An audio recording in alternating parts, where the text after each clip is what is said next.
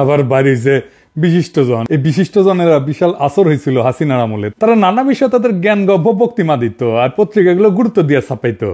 তাদের জ্ঞান প্রচুর, তাও আক্কেল কম, তাই তারা বুঝতে পারতো না যে পাবলিকে তাদের পাবলিকে যাদের না, কিন্তু মনে করে মুই কি হনুরে, এরাই হইতেছে বিশিষ্টজন, বুঝাও। তা কারা কারা এটা করিছে দেখবেন, সে ঘুরে ঘুরছে সেই আমি বাকশালী ঘটনার লোকেরা। আসেন দেখি এই মার্কা মারাদের কয়েকটারে দেখি, তারপরে তারা কি কইছে সেটা দেখমুনি। আনু মোহাম্মদ, হাসিনার বান্ধবী সুলতানা কামাল, খুশি কবির, টিআইবির ইফতেখারুজ্জামান, ওরে একবার ঠাপাইছিলাম, কঠিন ঠাপ দিছিলাম, অনেকদিন শান্ত আছিল, আবার মাথা বের করিছে। তত্ত্বাবধায়ক সরকারের সাবেক উপদেষ্টা রাশেদা কে চৌধুরী, তারপরে কামাল হোসেনের মেয়ে সারা হোসেন, আবার অগ্রণী ব্যাংকের চেয়ারম্যান সৌদ আবু নাসের বখতিয়ার আহমেদ, ওরে অগ্রণী ব্যাংক থেকে পাশায় লাথি দিয়ে বের করে দিবেন। তারপরে আবার দেখেন কি আবার কমো আমাকে শ্রদ্ধাভাজন নূর খান, মানবাধিকার কর্মী, হুদাইকা ঢুকিজের মধ্যে গুম কমিশনের প্রধান, কিন্তু ভালো কাজ করিচ্ছে। কিন্তু বাঙ্গু সুশীলদের এই এক সমস্যা, তারা সব অর্জন নিয়ে পূজা দেয় আওয়ামী লীগের চরণে। ওনারা গুম কমিশনে নেওয়ার আগে সব আলাপ বরাবর করা লাগলেন যে আপনি কখনো আমি বন ফেরি করতে পারবেন না, আর কামটা ঠিক করেন নাই। যাই হোক, আজকে কিছু কইলাম না, নিজেদের লোক। আবার দেখেন হিন্দু বৌদ্ধ খ্রিস্টান ঐক্য পরিষদের, বুঝাও তো এদের নাই ফুটা পয়সার দাম। আসছে পত্রিকা পাতায় প্রতিবাদ জানাইতে, কইছে ধানমন্ডি 32 নম্বর রোডের শেখ মুজিবুর রহমানের বাড়িটা ঘুরিয়ে দেওয়ার তীব্র ক্ষোভ এবং নিন্দা জানিয়ে বিবৃতি দিচ্ছেন দেশের 26 জন বিশিষ্ট নাগরিক, যাদের পাবলিক তারা বলছেন আইন শৃঙ্খলা বাহিনীর সম্পূর্ণ জ্ঞাতসারে যেভাবে বাড়িটি ভাঙা হয়েছে, আগুন দেওয়া হয়েছে, তাতে করে গভীরভাবে মর্মাহত, স্তম্ভিত এবং লজ্জিত হয়ে এই ঘটনার বিচার চাই। আবার তা করেছি তো আমরা, আমিও করেছি, আমি তো ডাক দিছি, তো আমার বিচার কর তুই। দেখি দেখি ক্যাঙ্কা তোর মাজাত জোড়ায়, দেখি আয় আয় একটা মামলা কর আমার নামে, দেখি কত তোর মাজাত কত জোর আছে, তোর 26 জন মিলা, দেখি আয় করতো, দেখি আমার নামে একটা মামলা, আয় দিব বিচার। মর্মাহত কে, স্তম্ভিত কে, লজ্জিত কে, তোকে কি কেউ মানেনি, লজ্জা পাস কে? বাড়ি বুলডোজার দিয়ে ভাঙা হয়েছে, তো বাড়ি তো হাসিনার বাপের, তোর ফাটে, হাসিনার ফাটলে তা ওটা কথা ছিল। কারণ হচ্ছে হাসিনার রসুনের কোয়ায় না, ওগের একই রসুনের কোয়ায়, ওই রসুনের নাম ইন্ডিয়া। ইন্ডিয়া ভাবতে পারে নাই যে আমি ন্যারেটিভের তীর্থভূমি এইভাবে জয় বাংলা হয়ে যাবে, ওইটা টিকে থাকলে আবার ওইটা ভর করে আওয়ামী লীগ উঠে দাঁড়াইতো। সেজন্য ইন্ডিয়া বিবৃতি দেয় 32 নম্বর ভাঙায় নিয়ে, বুঝতে যাও যে এক শিয়াল যদি একদিকে হুক্কা হুয়া করে না, আর উল্টা দিক থেকে ক্যা হুয়া করে, সব শিয়াল চিল্লায়, শিয়াল দেখে বুঝবেন এই বিশিষ্ট জনগুলো হইতেছে ইন্ডিয়ার শিয়াল। এরা হুক্কা হুয়া দিছে আর ইন্ডিয়া থেকে ক্যা হুয়া করিচ্ছে, বুঝছাও। দেখেছেন, দেখেন হর্ষবর্ধন সিংলা কি কয়। जो शेख मुजीबुर रहमान का घर जलाया है, वो ना सिर्फ उनका घर था, पर ये 1971 के जो जितने भी लिबरेशन वॉर के मोमेंटोज थे और आर्काइव थे, डॉक्यूमेंट्स थे, वो सब वहाँ पे थे।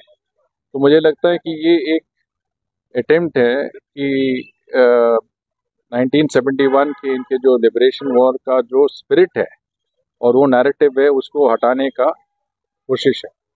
तो इसमें जो लोग दाखिल थे वो शायद हिज़्बुत तहरीर के भी थे, और जो हमने देखा IS के फ्लैग भी लगाया इन्होंने। तो ये थोड़ा स्टूडेंट्स तो नहीं थे, ये मुझे लगता है कि आतंकवादी थे।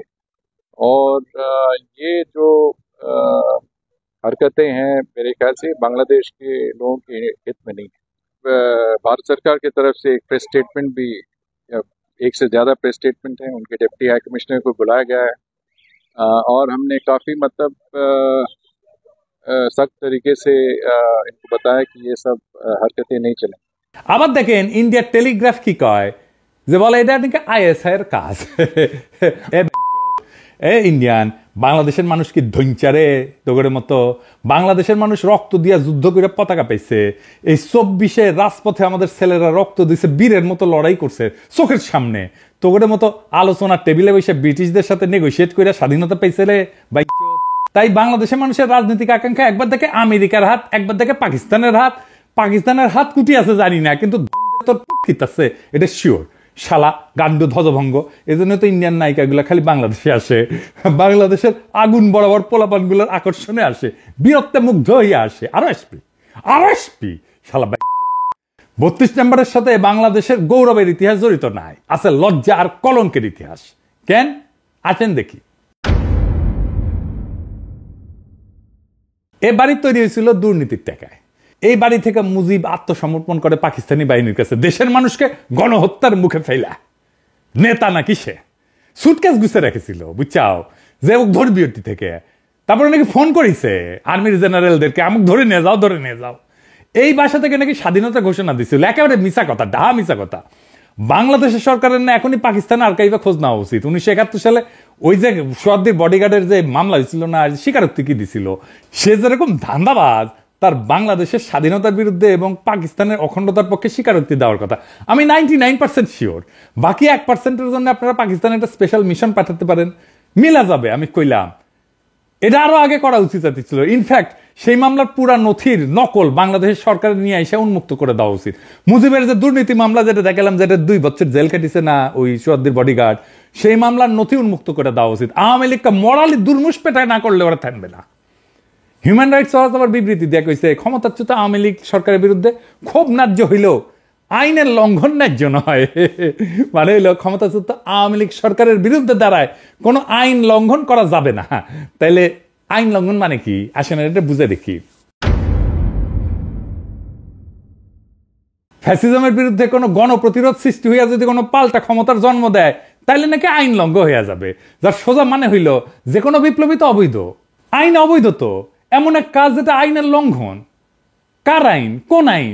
তাহলে যে দেশের মানবাধিকার সংস্থা HRW, সেই আমেরিকায় 1776 সালে যে বিপ্লব হয়েছে সেটা অবৈধ, আইন লঙ্ঘন। বা ধরেন 71-এর মুক্তিযুদ্ধ, এটা তো আইন লঙ্ঘন। 1976 সালে আমেরিকান বিপ্লবীরা অস্ত্র হাতে তুলে নেয় নাই, সেটা কোন আইনে নিছিল? কোন আইনে ন্যায্যতায় নিছিল? নাকি HRW কবে যে সেটাও অবৈধ, আইনের লঙ্ঘন? কোন নতুন ক্ষমতা যদি রাজপথ থেকে উত্থিত হয় জনগণের মধ্যে দিয়া, তার আগে বা তার উপরে কোনো আইন নাই। আগে ক্ষমতা, তারপরে সেই ক্ষমতার মোড়ক থেকে আইনের জন্ম, কনস্টিটিউশনের জন্ম। এটাই হইল রাজনীতির ধারণা। মানবাধিকারের ধারণা দিয়ে রাজনীতি বুঝতে পারবেন না। মানবাধিকারের ধারণা দিয়ে রাজনীতি বুঝতে গেলে বেশি বুঝবেন, এইরকম মাখায় ফেলবেন। কোন গণপ্রতিরোধ যদি তৈরি হয় কোন একটা জুলুমের বিরুদ্ধে, তাহলে একটা পাল্টা গণক্ষমতার জন্ম হয় যা জীবন্ত, যা আগের সকল ক্ষমতা, সকল আইন, সমস্ত কনস্টিটিউশন, সব সংবিধানকে নাকচ করে দেয়। পাবলিক নিজেই জীবন্তভাবে গণক্ষমতা নিয়ে হাজির হইয়া যায়, যার সামনে আগের সমস্ত ক্ষমতা, আগের সমস্ত আইন, সমস্ত কনস্টিটিউশন নাকচ হইয়া যায়। নতুন ক্ষমতার সামনে সকল আইন অন্যায্য, বাতিল হইয়া যায়। সেটা ঘোষণা দিয়া কনস্টিটিউশন বাতিল করে বলা হোক আর নাই হোক, সবসময় আগে নতুন ক্ষমতা, পরে আসবে সেই সূত্রে আইন। আগে থেকে থাকা কোনো আইন দিয়ে নতুন ক্ষমতা তৈরির পর আর প্রযোজ্য থাকে না, কার্যকর থাকে না। আমরা কি 1971 সালের আগে থেকে পূর্ব পাকিস্তানের, মানে যেটা পূর্ব পাকিস্তান ছিল, পাকিস্তানের আইন কনস্টিটিউশন মাইনা নিয়ে মুক্তিযুদ্ধ করেছিলাম? নয় কোনো গণক্ষমতা তৈরি করতে বা জন্ম দিতে পারতাম আমরা যদি আইন মেনে করতাম? পুরানো যে কোনো আইন কনস্টিটিউশন মানলে যে কোনো ধরনের অস্ত্র ধরনের তো অবৈধ এবং রাষ্ট্রদ্রোহিতা, এবং নতুন যে কোনো গণক্ষমতা জন্ম নিলে পরে সে নতুন সব আইনের জন্ম দিতে পারে। আর গণক্ষমতা জন্মের আগে কোনো আইন সে মানবে না। ক্ষমতার আগে কোনো আইন নাই। নয় ক্ষমতা থেকে এরপরে কেবল নয় আইন, নয় কনস্টিটিউশন তৈরি হইতে পারে। 2024 সালের জুলাই আগস্ট বিপ্লবে এই গণক্ষমতার উপরে আগের কোনো আইন তাদের উপর আর প্রযোজ্য না, ছিল না, থাকতে পারে না। রাজপথে থাকা ছাত্র জনতাই আইন, আমাদের সম্মিলিত আকাঙ্ক্ষাই আইন। আমরাই সার্বভৌম জনগণ, আমরাই সম্মিলিতভাবে যেই আকাঙ্ক্ষা পোষণ করব সেটাই বাংলাদেশের আইন।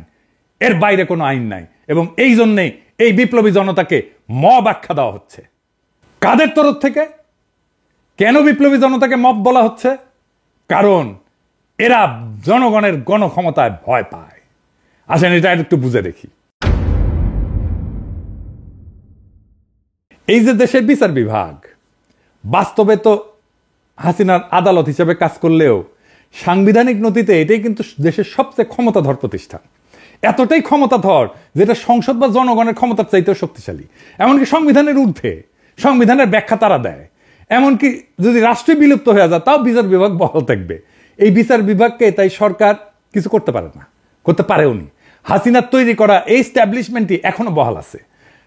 আজ যারা এই যে মবের সমালোচনা করতেছে তাদের অনেকেই কিন্তু কিছুদিন আগে যে বিচারিক অভ্যুত্থান জুডিশিয়াল কু করতে গেছিল না, সেটা ছাত্র জনতার প্রতিরোধ করায় স্বস্তির নিঃশ্বাস ফেলছিল। কারণ তখন আর কোনো পথ খোলা ছিল না, তো বিচার বিভাগের উপরে কারো হাত ছিল না। এক সময় সংবিধানে বিচারকদের ইমপিচমেন্টের বিধান ছিল, অভিশংসনের বিধান ছিল, তাদেরকে লজ্জা দেওয়ার বিধান ছিল, যেটা দিয়ে তাদেরকে অপসারণ করা যেত। সেখানে সংসদের কিছু ক্ষমতা ছিল, কিন্তু বিচার বিভাগ সেটা বাতিল করে দিচ্ছে।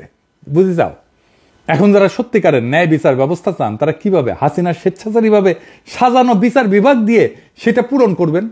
একমাত্র সমাধান হইল বিচার বিভাগকে সম্পূর্ণভাবে পুনর্গঠন করা, নতুন করে একটা বিচার ব্যবস্থা গড়ে তোলা। আর সেটা করতে হইলে সংবিধান সংশোধন করতে হবে এবং বিচার বিভাগের উপরে জনগণের সর্বোচ্চ কর্তৃত্ব প্রতিষ্ঠা করতে হবে। জনগণ সর্বোচ্চ, বালের সংবিধান, বালের বিচার বিভাগ, সবার উপরে জনগণ। এই বিচার বিভাগ যখন ন্যায় বিচার দিবে না, যখন ক্ষমতাসীন দলের লোকদের রেহাই দিয়ে দিবে, তখন জনগণ কিভাবে ন্যায় বিচার পাবে? সরকার চাইলেও তখন বিচার নিশ্চিত করতে পারবে না। মজার বিষয় হলো বিচার বিভাগের সাথে যখন সরকারের সংঘাত সৃষ্টি হবে, তখন সরকারের হাতে একমাত্র পথ থাকে জনতাকে ডাক দেওয়া। তাইলে বুঝেন, রাষ্ট্রের গঠন প্রণালীর মধ্যে বিচার বিভাগ নিজেই এই যে মবস বলতেছে, যাদেরকে জনতাকে বলতেছে বিক্ষুব্ধ জনতা, তার তৈরি হওয়ার পূর্ব শর্ত তৈরি করে রাখছে। কারণ জনগণের সার্বভৌমত্বের বদলে বিচার বিভাগের সার্বভৌমত্ব দলিলে লিখে রাখা হয়েছে। জনগণ বিচার বিভাগের খবরদারি মানবে কেন? রাষ্ট্রের মালিক জনগণ, বিচার বিভাগ না। বিচার বিভাগের ঊর্ধ্বে জনগণ, রাষ্ট্রের প্রকৃত মালিক জনগণ। তাই যাদেরকে আজকে মব বলা হচ্ছে তারা থাকবে, জনতা রাস্তায় থাকবে, জনতা রাজপথে থাকবে যতক্ষণ পর্যন্ত না নতুন আইন তৈরি হইতেছে, ততক্ষণ পর্যন্ত জনতাই ডিকটেট করবে এই সরকার কিভাবে চলবে। এবার আসেন 32 নম্বর ভাঙায় কি অর্জিত হয়েছে, কি লাভ হয়েছে, এটা একটু বুঝে দেখি। এই সরকার, যে সমস্ত সরকার যে সমস্ত ভালো কাজ করে না, তার দায় এসে পড়ে ছাত্র জনতার নেতাদের উপরে। তখন গালি খেতে হয় তাদের। আর নতুন রাজনৈতিক দলকেও কিংস পার্টি বলে কটাক্ষ করা হয়, মানে ছাত্ররা যে দল তৈরি করতে যাচ্ছে, যারা গালি দেন ওই নেতাদের দোষ দেন। তার কি একবারও ভেবে দেখছেন যখন ছাত্র জনতা 32 নম্বর ভাঙে, তখন সেটাকে কেন আর কারো কাজ বলে মনে হয় না? ছাত্র জনতার এই কাজ সরকার যেহেতু সরাসরি ঠেকানোর চেষ্টা করেনি, সুতরাং সেটা তো সরকারেরই একটা কাজ। এটাই তো স্বাভাবিক। সরকারে যারা আছে তারা সরকার চালাইতেছে, তারা রাষ্ট্র চালাইতেছে, আমরা সরকারের পাবলিক পার্টনার। রাষ্ট্রের দায়িত্বে থেকে তারা যেটা করতে পারতেছে না, সেটা তাদের পাবলিক পার্টনাররা কইরা দিতেছে। সরকার পুরা বিপ্লবী হইলে এটা সরকার নিজেই এটা ভাঙতো। সরকার আধা বিপ্লবী জন্য সে চুপ করে থাকে, আমরা কামটা সেরা দিই। আধা বিপ্লবী সরকার হইলে তো এমনটাই হওয়ার কথা। এতে সরকারের কর্তৃত্বের ঘাটতি দেখা যাচ্ছে না তো, বরং সরকার নিজেই যে ভাঙতে চাইছিল তা শুধু আনুষ্ঠানিক পথে না, যে অপ্রাতিষ্ঠানিক বা ইনফর্মাল পথে ঘটাইছে। এই সরকারকে জোর কইরা সংবিধানের কাঠামোর মধ্যে ঢোকানো হয়েছে, কিন্তু তার বিপ্লবী চরিত্র অটুট আছে। এইটাই গুরুত্বপূর্ণ বিষয়, সেটাই বারবার প্রকাশ পেয়ে যাচ্ছে। সরকারের যেটা বিপ্লবী আকাঙ্ক্ষা, সেইটা তার পাবলিক পার্টনারের মধ্যে দিয়ে প্রকাশিত হইতেছে। সরকার আমাদের বাধা দিতেছে না। এইখানেই মজা, এইখানেই পাবলিক প্রাইভেট পার্টনারশিপ, বুঝছাও, নতুন ধরনের। আমি নিজে কতবার কইছি এটা বিপ্লবী সরকার না, এটা বিপ্লবী সরকার না। আমরা চেষ্টা চরিত্র কইরা সরকারকে আধা বিপ্লবী সরকার বানাইতে পারছি, এরপরে আমরা পুরা বিপ্লবী সরকার বেনে দেব এই সরকারকে। এটাই আমাদের অর্জন। যখনই মনে হবে এই সরকার তার বিপ্লবী শপথ ভুলে যেতেছে, তখনই তার বেসরকারি পার্টনাররা আমরা মাঠে নেমে চাপ সৃষ্টি করে সেই শপথ মনে করায় দিতেছি। বিপ্লবের পর হাসিনার স্ট্যাবলিশমেন্টের যারা শরিক ছিল তারা ভাবছিল সব গুছাই আনছি, এখন আমরা অ্যাডভাইজারও নিয়োগ বানাইতে পারি। ডেইলি স্টারের সাংবাদিক কইছিল না, অ্যাডভাইজার আমরা বানাই। বেশ স্বস্তিতেই ছিল। কিন্তু ছাত্র জনতার এই শক্তিশালী শোডাউন দেখা তারা আবার আতঙ্কিত হয়ে পড়ছে। হওয়াটাই স্বাভাবিক, তাদের ক্ষমতায় ফেরার স্বপ্ন আরো এক ধাক্কা খেয়েছে। বিপ্লবের জন্য এটা সবচেয়ে বড় অর্জন। আজ যারা আকার ইঙ্গিতের নিন্দা করতেছে না, তারা মূলত শেখ মুজিবকে ফ্যাসিস্ট বলে মনে করে না। তাদের কাছে বাকশালও একটা ভালো ঘটনা, সুন্দর কত্তার পাদ, তো শেখ মুজিবের পাদ ওটা গন্ধ না, বুঝছাও। তাই সরাসরি বলতে পারতেছে না, সেই জন্যেই এই মব টপ বইলা এই সমস্ত ধোঁয়াশা তৈরি করতেছে। তবে আমার মৃত্যু পরোয়ানা ঘোষিত হয়েছে, আগে শুনেন কেমনে। পিনাকি ভট্টাচার্য ফ্রান্সের একটা লয়ের কথা বলি, if you kill someone you don't need to death penalty, maybe life in the prison 10 years 12 years। ফ্রান্সে কি বাংলাদেশের মানুষ নাই? পিনাকির মতন একটা কুকুর এই ধরনের কাজ করে যাবে আর বাংলাদেশের মানুষ এখানে বসে আছে? অ্যাসাইলাম মারা একটা কুকুর এখানে বসে আছে। এই কুকুরটা গলা কাইটা যদি এখানে কোনো মানুষের ডেথ পেনাল্টি হবে না, life in the prison. I am challenging. I am sorry. সে বলতেছে ফ্রান্সে তো খুনের শাস্তি 10 বছর জেল, ফাঁসি তো দিবে না, তো পিনাকে খুন করে না কেউ কেন ফ্রান্সে? হাসিনা এক বক্তৃতায় গেল ক্ষমতা, আর এক বক্তৃতায় গেল 32 নম্বর। আলহামদুলিল্লাহ, আমার শহীদের মৃত্যু হইলে না বাংলাদেশে আমার ক্ষুদ্র ভ্রাতার ভগিনেরা ছোট বড় মাঝারি কোমল কঠোর বাকশালীদের আস্ত রাখবে না, ছানা বানা করে ফেলবে। আমার মৃত্যুতে বাংলাদেশ পুত পবিত্র হবে। আমার সত্যি যদি মাইরা ফেলায় বাংলাদেশে যেন কোনো বাকশালী রক্ষা না পায়। আমার মৃত্যুর খবর বাংলাদেশে পৌঁছানোর 24 ঘন্টার মধ্যে কাম ফিনিশ করে দিবে। এইখানেই শেষ না, আমি ওদের জন্য নরকের দরজায় হাজির থাকবো, ওদের জান ওইখানে আমি কালা কালা করে দেব। সরকার গত 6 মাসে যা যা ভুল করেছিল যে জায়গায়, সেইটার কাফফারা দিতে হয়েছে আমাদের 5ই ফেব্রুয়ারিতে। আবার আর একটা জনফস্ফোরণ হয়েছে। এই জন্যই প্রেসিডেন্ট সরকার আরো সংহত হয়েছে, ভালো হয়েছে আমাদের জন্য। অপারেশন ডেভিল হান্ট শুরু করতে পারছে। একটা সুশীল হান্টও চালু করা দরকার। কারা কারা এই যে 26 জন এই সুশীলেরও হান্ট করা লাগবে, ওটা জনতাই করবে।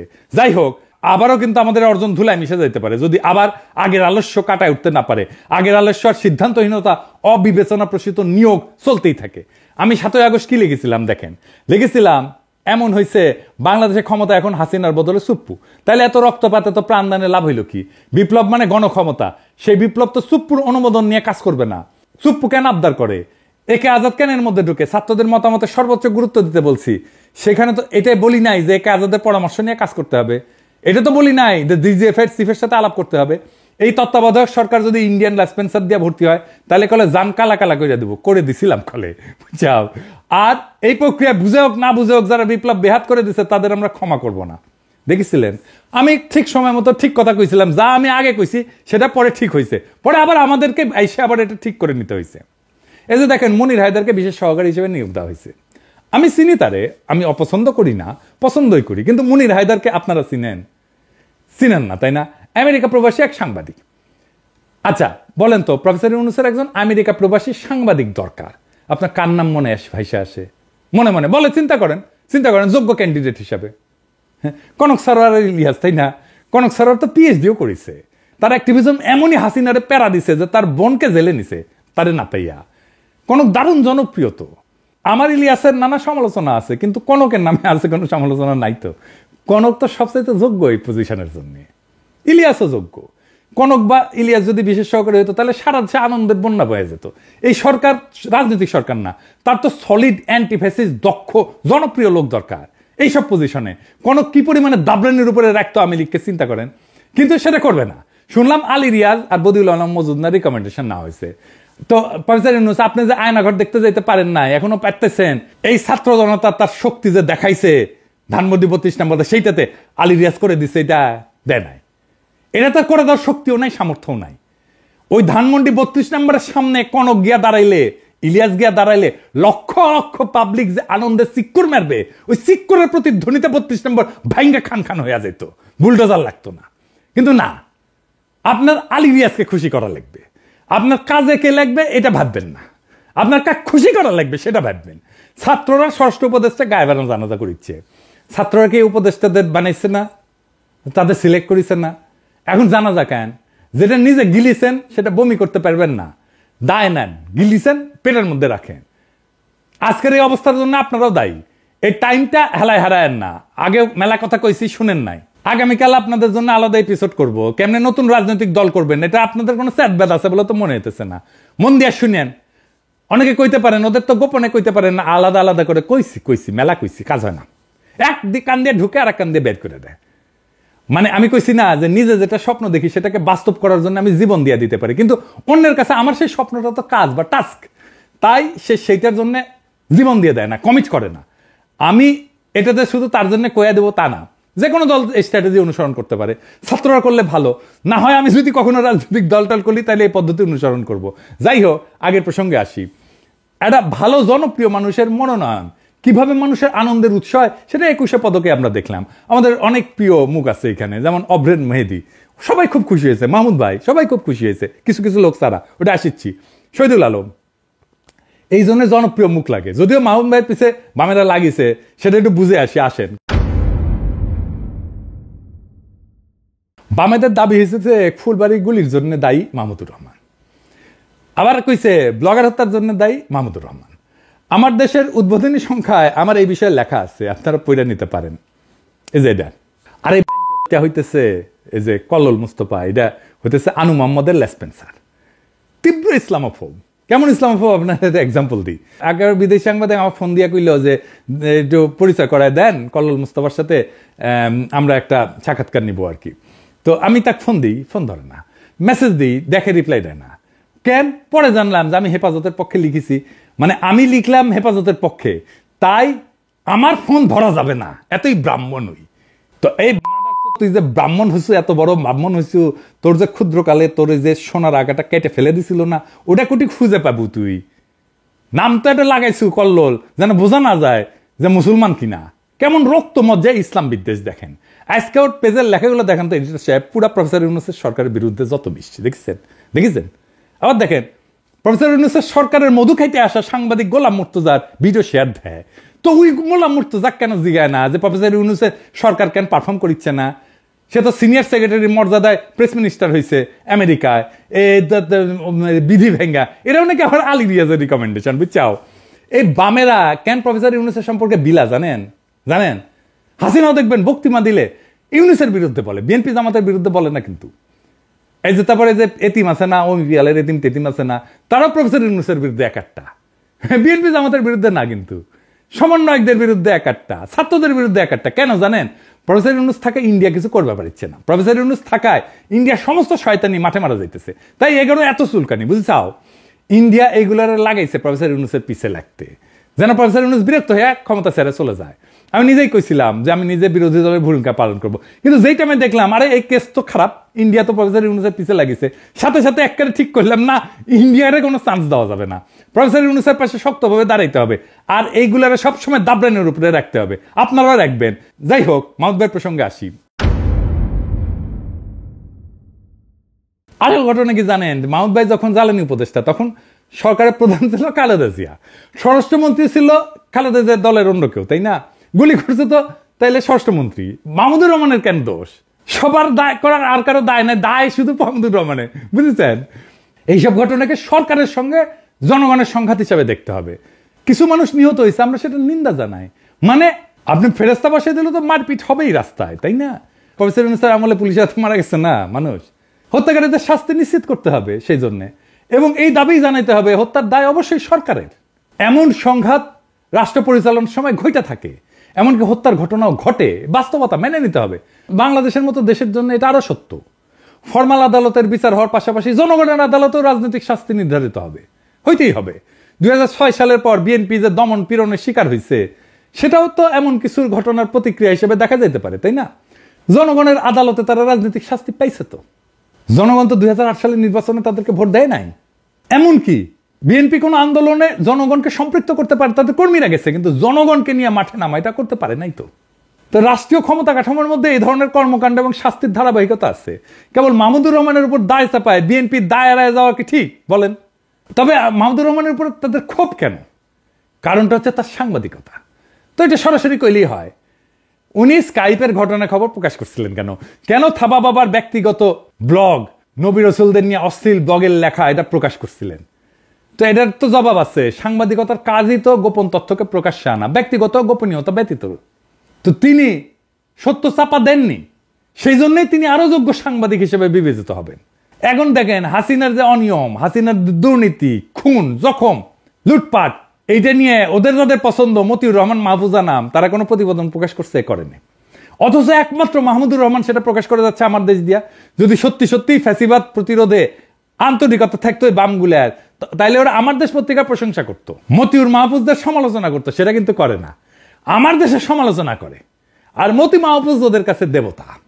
এই জন্যেই বাংলাদেশে এই সমস্ত সুশীল বাম হান্টিং শুরু করা উচিত। বাংলাদেশে ইন্ডিয়ান দালাল মুক্ত না করলে বাংলাদেশ মাথা তুলে দাঁড়াইতে পারবে না। আমাদের বিপ্লবের একটা লক্ষ্য হাসিনা হটাও, আমাদের বিপ্লবের আরেকটা লক্ষ্য কিন্তু ভারতীয় দালাল মুক্ত বাংলাদেশ।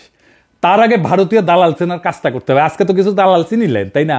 এদের প্রোফাইল, ফেসবুক প্রোফাইল যদি খোলা পায় না, তাহলে লিখে আসবেন। কি লিখবেন জানেন? লিখবেন জয় বাংলা, জয় হিন্দ, লুঙ্গি সেরা ধুতি পিন। আর এইগুলারে আমার কাছে পেটে দিয়েন। ধুতি কেমনে পড়া লাগে যেটা শিখে দেবো। ফ্রি ফ্রি ইনকিলাব জিন্দাবাদ।